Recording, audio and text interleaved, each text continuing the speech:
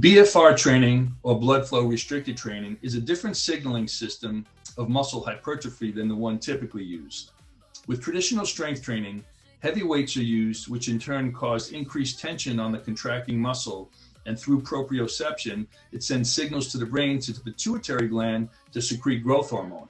Now in turn, growth hormone stimulates the liver to secrete IGF-1, which sends a signal to the other metabolites to help to upgrade protein synthesis in the muscle, which actually builds muscle. That tends to happen on the local level. That tends to happen on the local muscle that's being trained. In order to understand how BFR training works and stimulates a different signaling system, we have to understand there are two types of muscle fibers. There are slow twitch and there are fast twitch. Fast twitch muscle fibers are activated when we have short bursts of intense energy. Think of a sprinter or a powerlifter.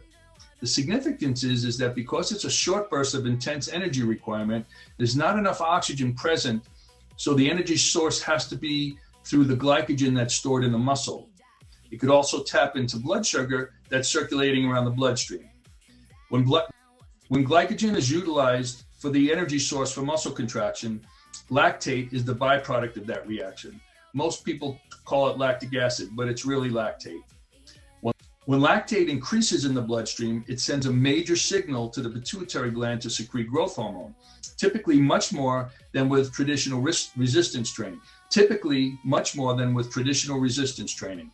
The metabolic cascade that follows also creates more of a systemic response to muscle hypertrophy versus just a localized one with traditional strength training.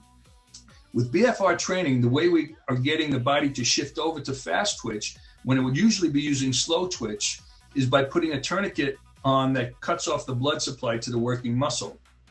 When the working muscle is being called upon to do the work, but the oxygen is cut off, there's no longer enough oxygen to meet the requirements of that working muscle. And now that working muscle has to switch over from the slow twitch to the fast twitch fibers, which is what's going to force the glycogen utilization from the muscle for the energy required. Typically when we're lifting, when we start to feel that burn, that's when we stop the set. With BFR training, well, that's when that burn starts, that's when the set begins. We will typically work with BFR training for an additional 30 seconds once we start to feel that lactate burn. And for that next 30 seconds, we're going to be flooding the bloodstream with so much more lactate than we typically produce during regular strength training.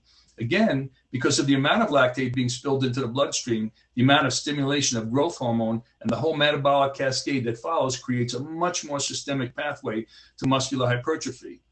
Additionally, because BFR training promotes the use of sugar for the energy required for the muscle work, it does tend to lower serum blood sugar, and studies have shown that it actually lowers an individual's A1C when they engage in this type of training on a regular basis.